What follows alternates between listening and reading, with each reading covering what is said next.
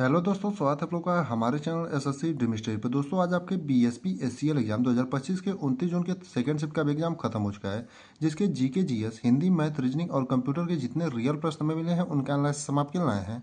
उससे पहले अगर आप लोग चैनल पर आए हैं तो चैनल को सब्सक्राइब करिए और वीडियो को लाइक करिए और अपने दोस्तों के साथ ज़्यादा से ज़्यादा शेयर करिए।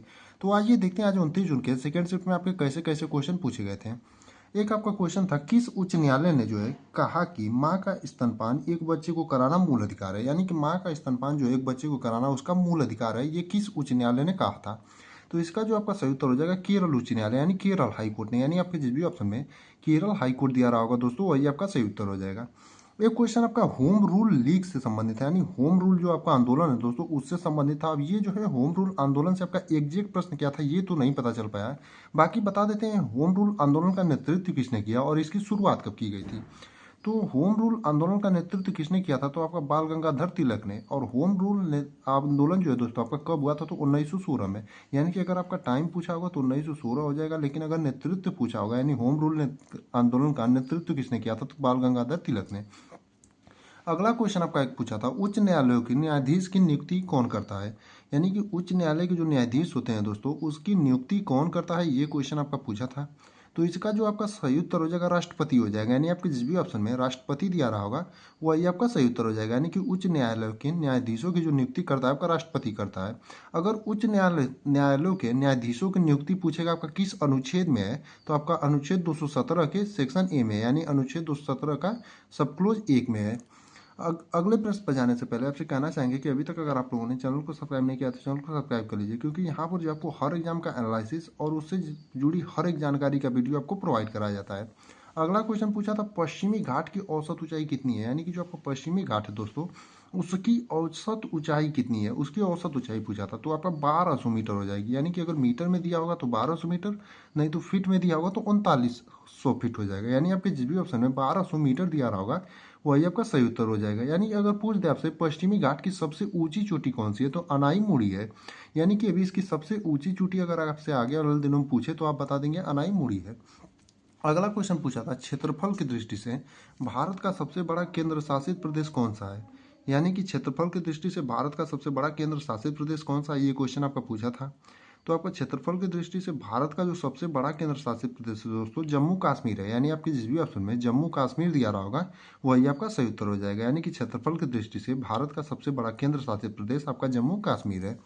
अगले प्रश्न को देखेंगे तो पूछा था आपका वार्षिक वित्तीय विवरण, यानी कि जिसे केंद्रीय बजट के भी नाम से जाना जाता है, किस अनुच्छेद में है। यानी कि आपका वार्षिक वित्तीय विवरण यानी केंद्रीय बजट आपका किस अनुच्छेद में है या फिर किस अनुच्छेद से संबंधित है।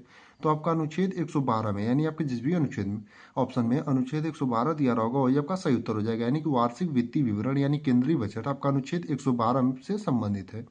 अगला क्वेश्चन और बार बार आपके एग्जाम में जो है रिपीटेड हो रहा है बीएसपीएससीएल के, कि केवलादेव राष्ट्रीय उद्यान कहाँ स्थित है। यानी कि आपका जो केवलादेव राष्ट्रीय उद्यान है दोस्तों कहाँ पर स्थित है, ये क्वेश्चन आपका पूछा था। तो आपका राजस्थान हो जाएगा। यानी कि केवलादेव राष्ट्रीय उद्यान जो है दोस्तों आपका राजस्थान में स्थित है। यानी आपके जिस भी ऑप्शन में राजस्थान दिया रहा होगा दोस्तों वही आपका सही उत्तर हो जाएगा। यानी कि केवलादेव राष्ट्रीय उद्यान जो है आपका कहाँ से स्थित है, तो राजस्थान में स्थित है। एक क्वेश्चन पूछा था आपका, किस अनुच्छेद में सर्वोच्च न्यायालय को रिकॉर्ड कोर्ट कहा गया। यानी कि रिकॉर्ड कोर्ट जो है सर्वोच्च न्यायालय को किस अनुच्छेद के तहत कहा गया है, या फिर रिकॉर्ड कोर्ट जो है सर्वोच्च न्यायालय को किस अनुच्छेद में कहा गया है। तो आपका जो सही उत्तर हो जाएगा अनुच्छेद 129 में। यानी अनुच्छेद 129 में जो है सर्वोच्च न्यायालय को रिकॉर्ड कोर्ट कहा गया है। यानी आपके जिस भी ऑप्शन में अनुच्छेद 129 दिया रहा होगा वो दोस्तों वही आपका सही उत्तर हो जाएगा। ये क्वेश्चन दोस्तों आपका आकस्मिक निधि से था। अब ये जो है आकस्मिक निधि से आपका एग्जैक्ट प्रश्न क्या था ये नहीं पता चल पाया। यानी कॉन्टीजेंसी फंड से आपका एग्जैक्ट प्रश्न क्या था पता नहीं चल पाया। तो आप लोगों में से जो भी लोग पेपर देकर आए हैं वो लोग कमेंट में या फिर टेलीग्राम चैनल का लिंक हमने अपने डिस्क्रिप्शन में दे रखा है, वहाँ पर जाकर के बता सकते हैं कि आपका आकस्मिक निधि से एग्जैक्ट प्रश्न क्या था। बाकी आपका एक क्वेश्चन अलाउद्दीन खिलजी से था। यानी कि अलाउद्दीन खिलजी से भी आपका एक प्रश्न था। अलाउद्दीन खिलजी से आपका एग्जैक्ट प्रश्न क्या था ये भी जो है पता नहीं चल पाया है। तो अलाउद्दीन खिलजी से आपका एग्जैक्ट प्रश्न क्या था इसे भी आप लोगों में से जो भी लोग पेपर देकर आए हैं वो लोग कमेंट में या फिर टेलीग्राम चैनल पर जाकर बता सकते हैं। आपका 2011 की जनगणना से शायद 2 प्रश्न था। यानी जनगणना से भी आपके 2 प्रश्न पूछे गए थे, ये भी जो है आपका एग्जैक्ट नहीं पता चल पाया है। आपके ब्रिक्स से जो है 1 से 2 क्वेश्चन पूछे गए थे। यानी ब्रिक्स जो है आपका करंट अफेयर में पूछा गया था, तो इससे भी आपके जो है 1 से 2 क्वेश्चन पूछे गए थे। तो इसको भी आप लोग जो में से जो भी लोग पेपर देकर आए होंगे वो लोग कमेंट में करके जरूर बताएंगे। बाकी इतने ही प्रश्न जो है हमें दोस्तों 29 जून के सेकंड शिफ्ट में मिले थे, जिनका सामने आपको एनालिसिस करा दिया है। बाकी जो भी बचे हुए प्रश्न होंगे उसे आप लोगों में से जो भी लोग पेपर देकर आए होंगे वो लोग कमेंट में या फिर टेलीग्राम चैनल पर जाकर के बता सकते हैं, क्योंकि ये जो प्रश्न होते हैं जिनका आगे आने वाले दिनों में पेपर होता है उनके लिए बहुत ही ज़्यादा उपयोगी साबित हो जाते हैं। तो आप लोग कमेंट में या फिर टेलीग्राम चैनल पर जाकर के प्रश्नों को भेज सकते हैं।